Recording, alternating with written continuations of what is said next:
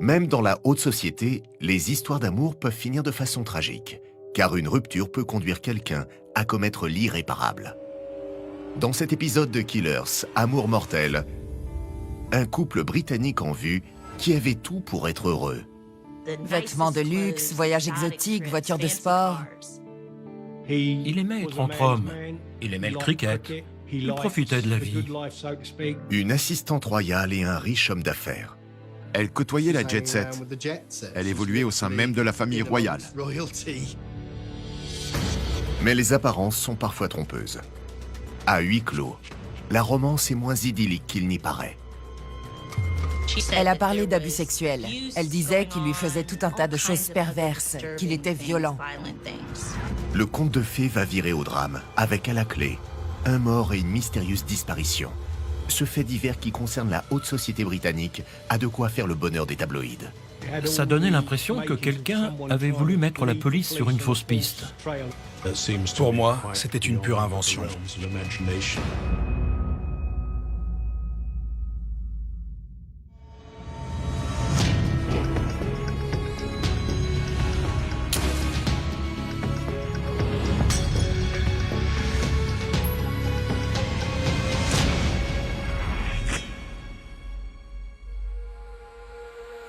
18 septembre 2000. Peu après 15 heures, la police londonienne est appelée au domicile de Tom Cressman, un entrepreneur prospère de 39 ans. Tom venait de rentrer de l'étranger. Sa mère avait cherché à le joindre sans succès. Alors elle avait demandé à l'un de ses employés d'aller chez lui pour s'assurer que tout allait bien. Ils n'habitaient pas très loin l'un de l'autre. Notre mère à Kingston et lui à Fulham. Ils se parlaient tous les jours, sans exception. Ils étaient tout le temps en contact. À leur retour, sachant que le séjour s'était mal passé, ma mère avait cherché à le joindre. Comme il n'obtenait pas de réponse, l'employé s'est permis d'entrer. Il ne se doutait pas qu'il allait faire une découverte macabre à l'intérieur. Tom était allongé sur son lit, inconscient et couvert de sang. Les secours sont immédiatement envoyés sur place, mais il n'y a plus rien à faire. Il avait des plaies à la tête et au torse. Il semblait être mort depuis un moment. Jim Dickey est l'inspecteur chargé de l'enquête. Je me suis rendu sur la scène de crime à Fulham. J'ai pénétré dans la maison, un agent de police était posté à l'entrée. Le corps de Thomas Cressman se trouvait dans la chambre à l'étage. Il présentait une contusion assez importante au front et il avait été poignardé une fois sur le côté du torse. Il ne faisait aucun doute qu'il s'agissait d'un meurtre.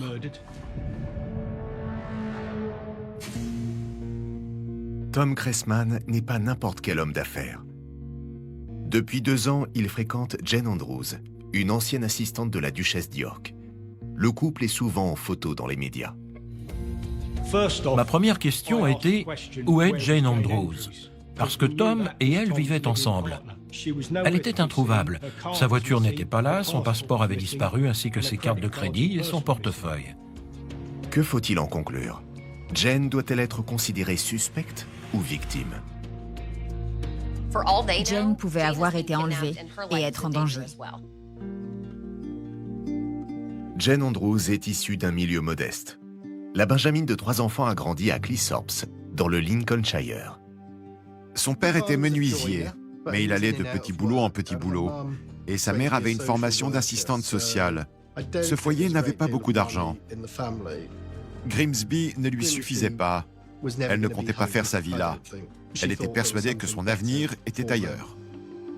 En 1988, son diplôme universitaire en poche, la jeune femme de 22 ans s'installe à Londres pour poursuivre ses rêves.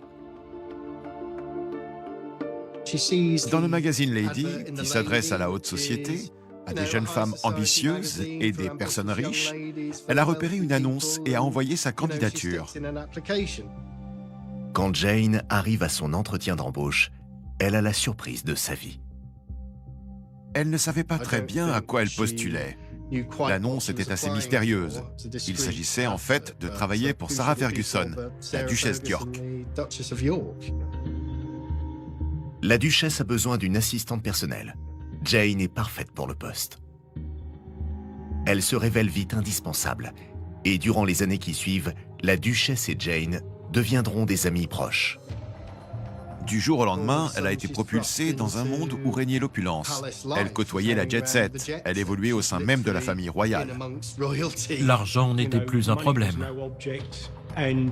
Et on voit bien sur les photos qu'elle tente d'imiter en tout point la duchesse d'York, jusque dans son apparence physique. Elle a su profiter des relations que son poste lui conférait. Les personnes qu'elle rencontrait venaient d'un milieu différent de celui auquel elle était habituée. Ne serait-ce que ses petits amis. En 1990, Jane croit avoir trouvé l'homme de ses rêves en la personne de Christopher Dunn Butler, directeur d'une grosse société informatique. Très vite, ils décident de se marier. Mais leur union est de courte durée. Jane avait pris goût aux sorties. Elle aimait faire la fête. Son mari était plus casanier. Ils ont divorcé au bout de 2 ans. Ils se séparent en 1993. Le divorce sera prononcé en 1996. Jane noie son chagrin dans le travail. Elle consacre toute son énergie à servir la duchesse qui elle-même divorce la même année. Après le divorce de Sarah Ferguson et du prince Andrew, Jane a nécessairement pris un rôle de plus en plus important dans la gestion du quotidien de la duchesse. Elle s'occupait de son shopping et lui servait certainement de confidente. Mais en 1997, Jane subit un autre coup dur. Les finances de la duchesse la contraignent à se séparer d'une grande partie de son personnel. Elle a dû être dévastée quand elle a perdu son poste. D'un seul coup, c'en était fini des hôtels de luxe, des repas dans les plus grands restaurants, de la vie au milieu de la jet-set, des voitures avec chauffeur. Il fallait reprendre le métro. Sans compter qu'elle était une confidente, voire une amie de Sarah Ferguson. Il y avait de l'affection entre elles. Ce licenciement n'a pas dû être facile d'un point de vue émotionnel non plus. Mais la chance va bientôt sourire de nouveau à Jane. Pour lui faire oublier ses ennuis, les amis de Jane lui arrangent un rendez-vous avec le séduisant Tom Cressman. Tom était un homme apprécié. Il avait beaucoup d'amis. Il aimait être entre hommes, il aimait le cricket, et il profitait de la vie. Il aimait le bon vin, les vacances à l'étranger. Il se rendait régulièrement aux États-Unis. Il était très séduisant. Il avait beaucoup plus de succès que moi auprès des filles. Je suis bien obligé de reconnaître qu'il avait un physique d'acteur. Tous les prétextes étaient bons pour sortir le champagne. Il aimait rire, plaisanter et passer du temps avec ses amis. En plus d'être séduisant, Tom est un homme d'affaires qui a réussi. Après l'université, Tommy a travaillé plusieurs années dans la finance, comme courtier à la bourse. Puis il a monté son entreprise de vente d'accessoires automobiles, et plus particulièrement de housses de voitures. Il était associé avec Sterling Moss, un champion de course automobile bien connu dans les années 50 et 60. C'était un homme riche, pas aussi riche que les membres de la famille royale, mais il avait une certaine aisance financière. Et il était en mesure de lui assurer le train de vie auquel elle pensait avoir droit. Alors que son monde s'écroulait, Tom Cressman est arrivé à pic. Son nouveau petit ami avait des relations, de l'argent, un yacht dans le sud de la France et des amis intéressants. C'était un bon parti, et elle aimait la vie qu'il lui offrait. Tom lui a proposé de s'installer chez lui pour ne plus avoir à payer un loyer. Les tourtereaux vont vivre sous le même toit pendant 2 ans, jusqu'à ce que le conte de fées vire au drame. Tom a été tué et Jane a disparu. Ce meurtre est-il le fruit du hasard ou cache-t-il un scénario encore plus macabre? La police londonienne enquête sur le meurtre de Tom Cressman, 39 ans, retrouvé mort à son domicile de Fulham, dans le sud-ouest de Londres. La compagne de Tom, Jane Andrews, qui vit avec lui, est introuvable. À l'extérieur de la chambre où le corps a été découvert, il y avait une rampe d'escalier. Une ceinture de robe de chambre était attachée au barreau de la rampe. À ce stade, les enquêteurs ne savent pas si Jane est une suspecte ou la victime d'un enlèvement qui aurait mal tourné. ADN, empreintes, traces de sang. Il fallait tout relever et analyser pour espérer retrouver Jane au plus vite. Le temps était compté. D'après le sang séché et la position du cadavre, la police conclut que Tom a été tué au cours de la nuit précédente. Il était au lit, il dormait. Il était en pyjama et ses lunettes étaient posées sur sa table de nuit. La mort aurait été provoquée par un coup de couteau qui lui aurait transpercé le cœur. L'arme du crime est retrouvée sur le sol à proximité. Dans la chambre à l'étage, on a trouvé une batte de cricket près du corps de Tom, ainsi qu'un couteau provenant d'un bloc à couteau qui se trouvait dans la cuisine. Les blessures sur le cadavre laissaient penser que la victime avait dû être poignardée au flanc avec ce couteau. Il semblerait aussi que Tom ait reçu un coup violent à la tête. Il avait une bosse sur la tête compatible avec un coup de batte de cricket. N'importe qui connaissant un minimum ce sport sait à quel point le matériel est lourd. Un coup de batte à la tête entraîne forcément une perte de connaissance. Ces blessures suggèrent que l'agresseur a assommé Tom, puis l'a poignardé à mort alors qu'il était inconscient. Et cette personne semble avoir nettoyé derrière elle. On a trouvé du sang dans le bac à douche dans la salle de bain. Et effectivement, quand on a démonté le lavabo, comme on le fait généralement sur une scène de crime, on a découvert du sang dans la tuyauterie correspondant à celui de Tom Cressman. Si le tueur espérait brouiller les pistes, il a échoué. En revanche, le mobile du meurtre reste un mystère. Il n'y avait aucun signe d'effraction. Par conséquent, on pouvait raisonnablement penser qu'il ne s'agissait pas d'un cambriolage ayant mal tourné. La personne qui avait fait ça était légitimement entrée ou avait été invitée à entrer. Cela signifie-t-il que Tom ou Jane connaissaient le tueur? On pouvait tout imaginer. Avait-elle été enlevée? Avait-elle fui la maison parce qu'elle avait peur? Était-elle impliquée?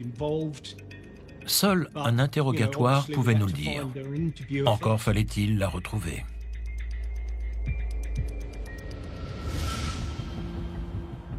Scotland Yard alerte les autorités locales. La police, ne sachant dans quelle direction chercher, elle se tourne vers la famille et les amis de Jane.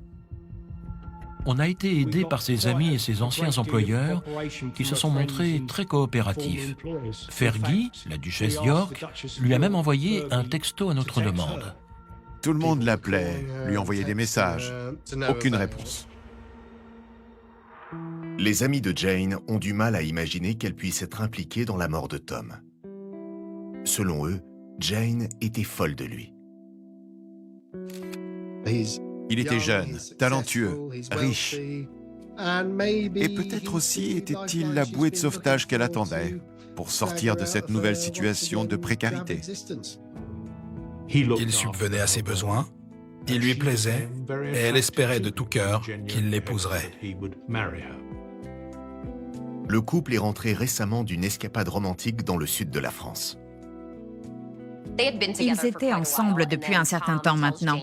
Tom avait dit à Jane, « Je t'emmène en Europe pour fêter notre 2e anniversaire. » Ils sont descendus sur la Côte d'Azur, une destination pleine de charme. Elle devait s'attendre à ce qu'il fasse sa demande. Ils ont passé leurs vacances sur son yacht en Italie et sur la Côte d'Azur, où ils ont rendu visite à la mère de Tom. Je suis sûre qu'elle a pensé que c'était le cadre idéal pour une demande en mariage. Quand la police l'appelle pour l'informer de la mort de son fils, la mère de Tom est dévastée.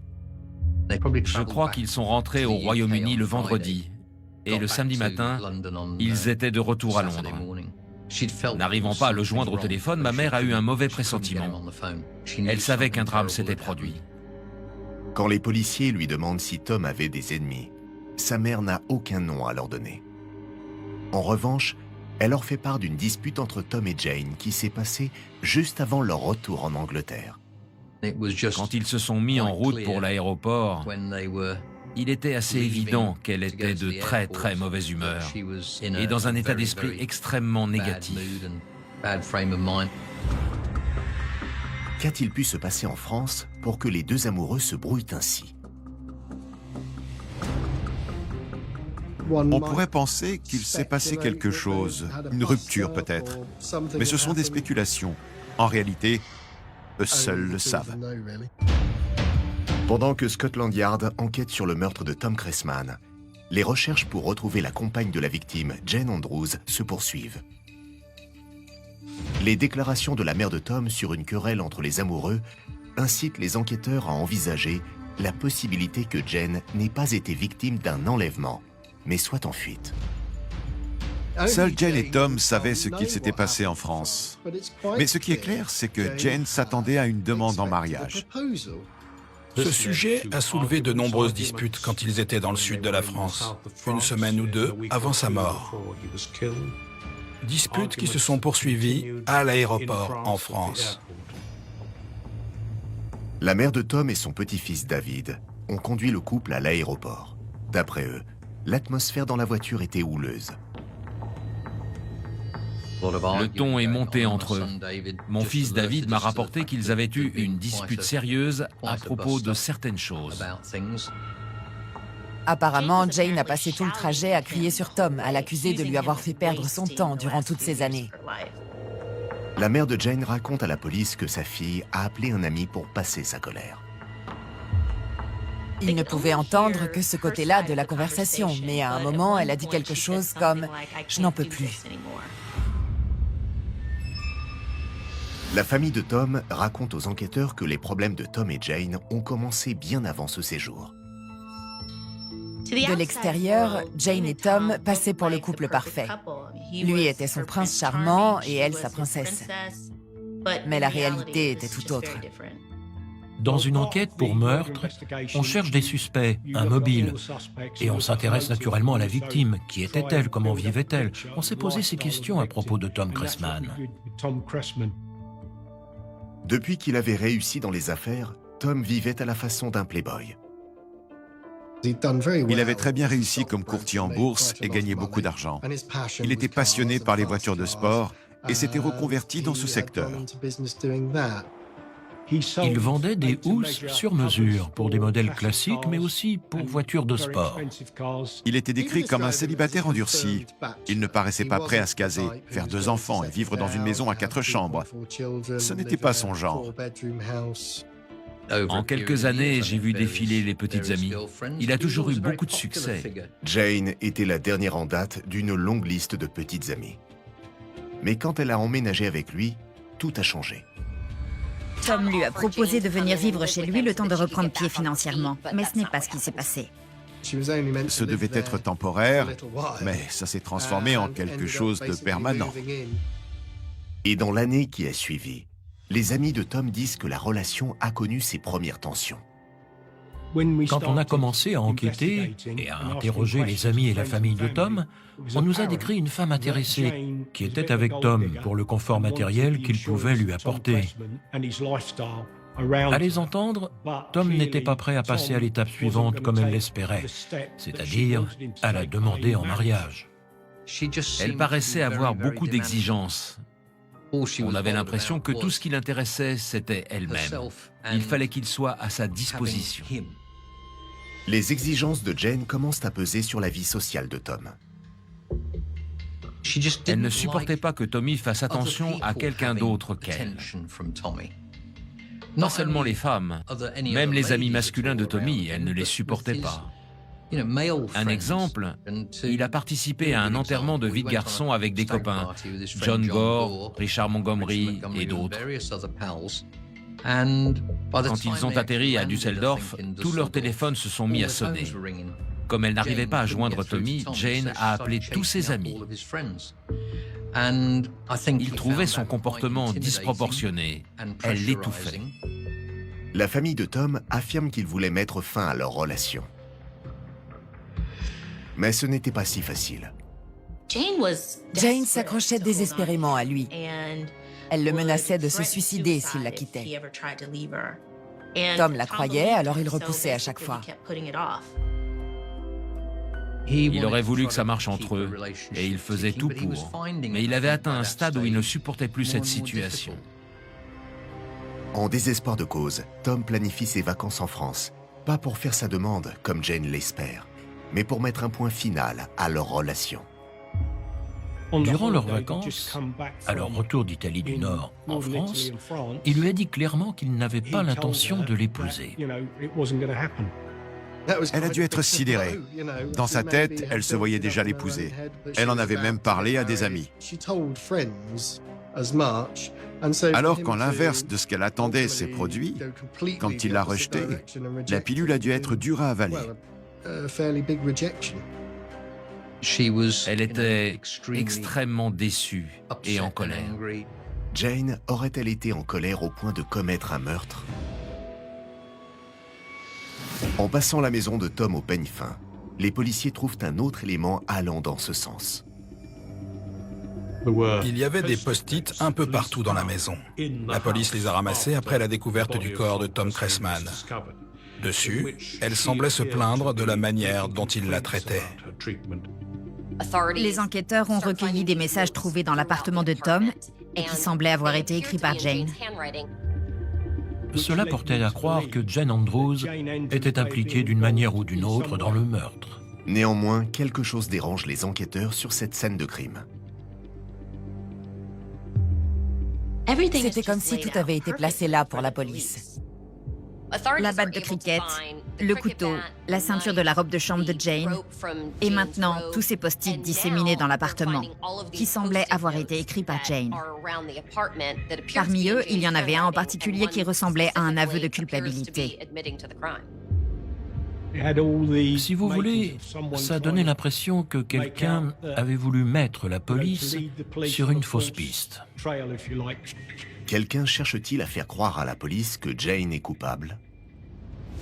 Toutes les hypothèses étaient quand même envisagées, mais il était impératif qu'on parle à Jane Andrews, petit A pour écouter sa version des événements, et petit B pour saisir tout indice qui aurait pu nous aider à déterminer si ce crime avait été commis par une personne extérieure ou par elle-même.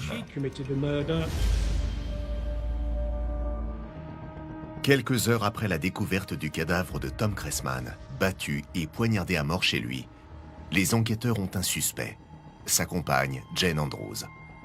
Une récente rupture pourrait être à l'origine du drame.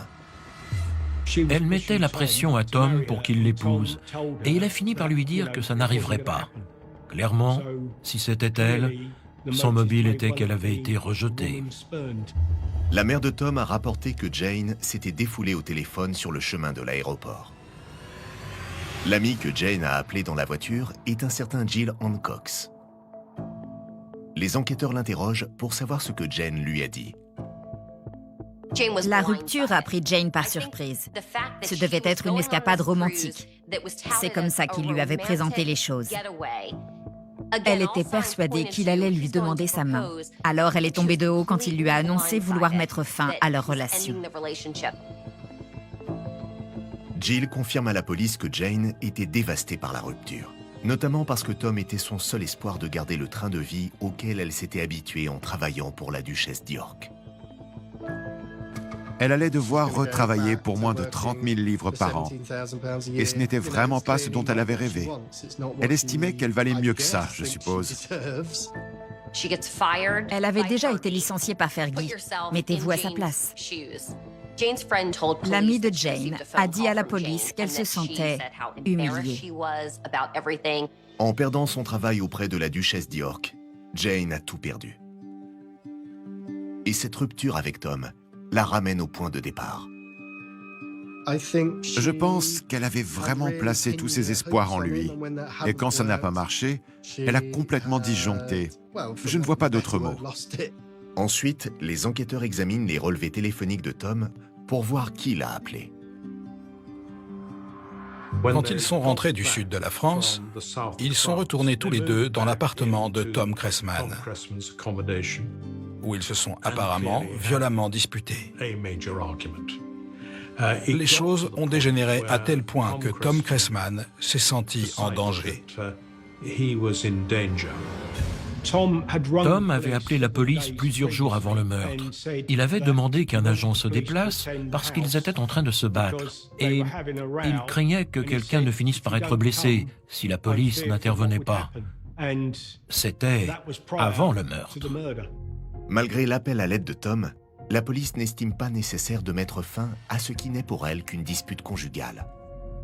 Malheureusement, l'agent qui a pris l'appel n'a pas fait son travail. C'est le moins qu'on puisse dire.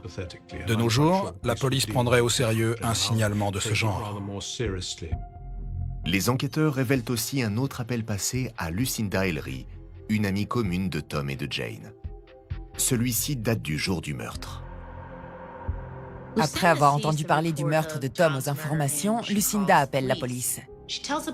Elle raconte qu'au téléphone, Tom lui a dit qu'il avait rompu avec Jane et qu'elle venait de quitter la maison en trombe. Quelques instants après, ils étaient toujours en ligne et Tom dit à Lucinda que Jane vient de revenir et qu'il doit raccrocher. C'est le dernier contact de Lucinda avec l'un d'eux. Le lendemain, Tom était retrouvé mort. La conclusion semble s'imposer d'elle-même. La police semblait n'avoir aucun doute sur sa culpabilité. La priorité maintenant était de la retrouver et de la ramener. Mais jusqu'à présent, les recherches pour retrouver Jane Andrews sont restées vaines. Alors le lendemain matin, Scotland Yard lance un appel au public. Nous avons fait ce que l'on appelle un signalement à toutes les autorités pour qu'elles soient arrêtées si elles tentaient de fuir ou de quitter le territoire britannique. Nous avons contacté les médias pour dire qu'il était impératif que nous retrouvions la trace de cette femme, parce qu'elle était une suspecte potentielle dans une affaire de meurtre. Ils obtiennent leur première piste d'une source inattendue. L'ex-mari de Jane, Christopher, a reçu 4 appels d'elle. C'était complètement inattendu. Il hésitait à répondre quand cette fois, il a reçu un texto disant « Pourquoi Tom ne m'a toujours pas contacté depuis 4 jours ?» Les enquêteurs y voient la confirmation que Jane n'a pas été enlevée. Alors, où est-elle? Est-il possible qu'elle ignore la mort de Tom? Tout le monde l'appelait, lui envoyait des messages, mais aucune réponse. Et puis, quelques jours plus tard, elle a refait surface en envoyant des messages dans lesquels elle se disait inquiète de ne pas avoir de nouvelles de Tom. Elle se demandait ce qu'il s'était passé et voulait savoir pourquoi la police voulait lui parler.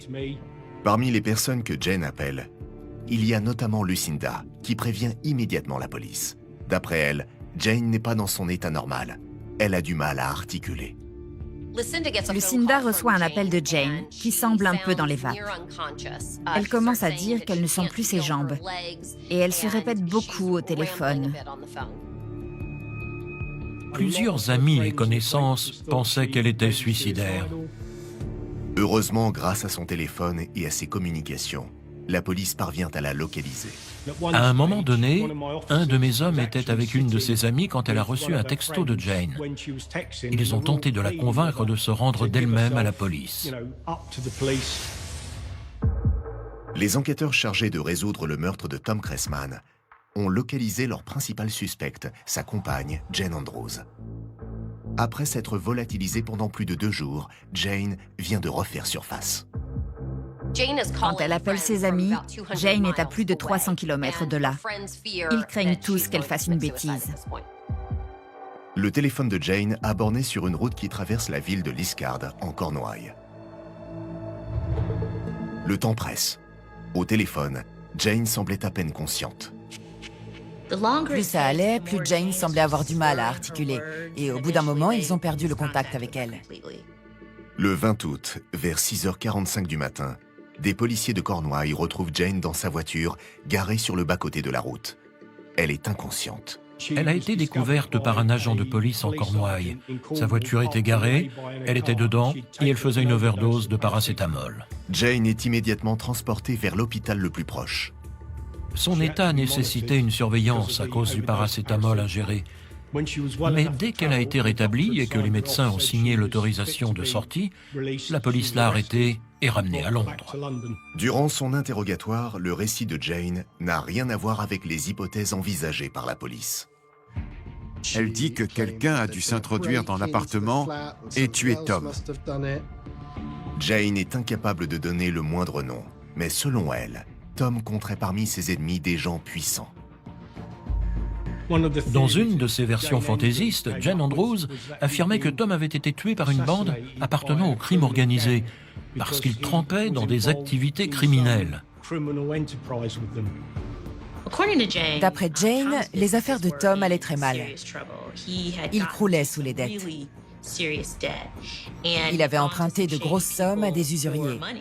Donc ces mêmes personnes étaient peut-être venues collecter leur argent.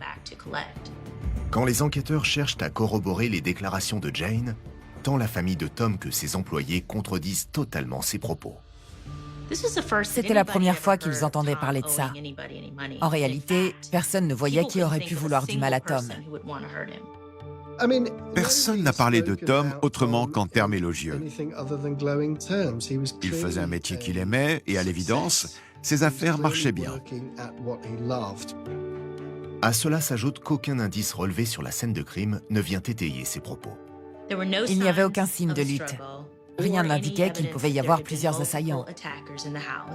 Ce qu'ils avaient en revanche, c'était l'arme du crime, du sang dans la tuyauterie de la salle de bain que quelqu'un avait voulu nettoyer, et tout un tas de post-it compromettants pour Jane. Confrontée aux preuves qui l'incriminent, Jane change sa version des faits. Elle passe aux aveux. Mais elle insiste sur le fait qu'elle n'avait pas l'intention de tuer Tom. Elle aurait agi en état de légitime défense. Elle a dit que Tom avait été violent avec elle et qu'elle l'avait tué en état de légitime défense. Elle réfute l'idée du crime passionnel. D'après Jane, les violences de Tom auraient commencé en 1999, soit un an après le début de leur histoire. Leur relation se serait dégradée et Tom aurait commencé à la battre. D'après Jane, Tom se serait montré de plus en plus violent. En novembre 1999, elle a même dû être hospitalisée. Elle prétendait que Tom l'avait poussée dans les escaliers et lui avait presque cassé le poignet.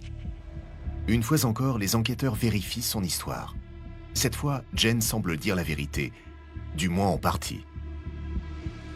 Les archives de l'hôpital ont montré que Jane avait effectivement été soignée à ce moment-là, mais on lui aurait diagnostiqué une dépression et des tendances suicidaires. Et on lui a prescrit des calmants.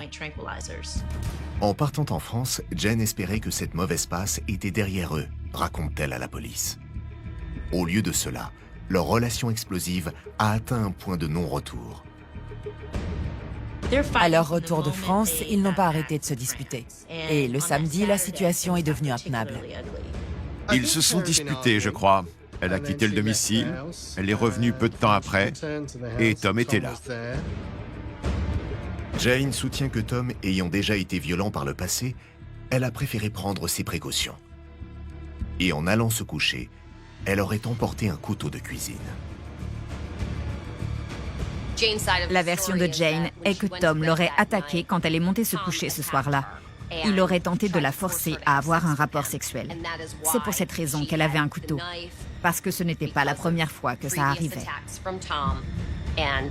D'après elle, elle n'aurait fait que se défendre.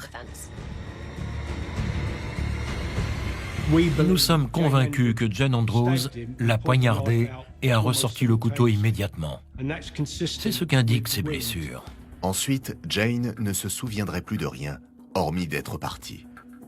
Tom s'est vidé de son sang, mais au moment où elle est partie, il était vivant. Il respirait encore quand elle a quitté la maison. Aurait-il encore pu être sauvé à ce moment-là? On l'ignore. Le couteau a sectionné une artère et sa cage thoracique s'est remplie de sang. Il s'est étouffé avec son sang, en quelque sorte. Dans tous ses textos, elle demandait comment allait Tom. C'est quand elle a appris sa mort qu'elle a pris des comprimés dans l'intention de se suicider. Est-il possible que Jane dise la vérité? A-t-elle accepté tout ce temps les violences de Tom par peur de perdre son train de vie luxueux avant de finir par craquer? Elle a tué l'homme qu'elle pensait épouser un jour.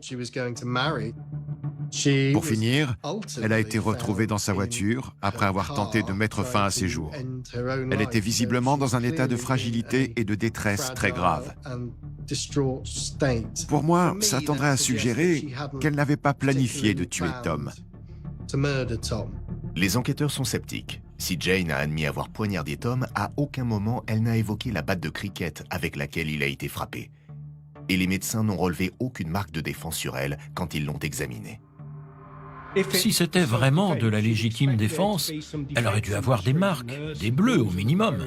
Or, les médecins n'ont rien constaté de ce genre. On l'a fait examiner dès qu'on l'a retrouvée. Par ailleurs, les enquêteurs retrouvent dans la voiture de Jane des indices laissant penser qu'elle n'a pas vraiment eu l'intention de se suicider. Elle avait acheté des vêtements de rechange parce qu'elle était sur la route depuis 2 ou 3 jours. Jane avait emporté un sac d'affaires. C'était une femme en cavale, pas une femme prête à en finir. Elle savait exactement ce qu'elle faisait. Elle avait tout calculé, jusqu'aux médicaments qu'elle avait avalés soi-disant pour se suicider. Elle savait parfaitement qu'il ne la tuerait pas. Si vous voulez vous suicider, comme elle affirmait que c'était son intention, vous ne prenez pas du paracétamol. Au pire, vous aurez de violents maux de ventre et vous serez pris de vomissements. Vos reins risquent de souffrir, mais ça ne vous tuera pas.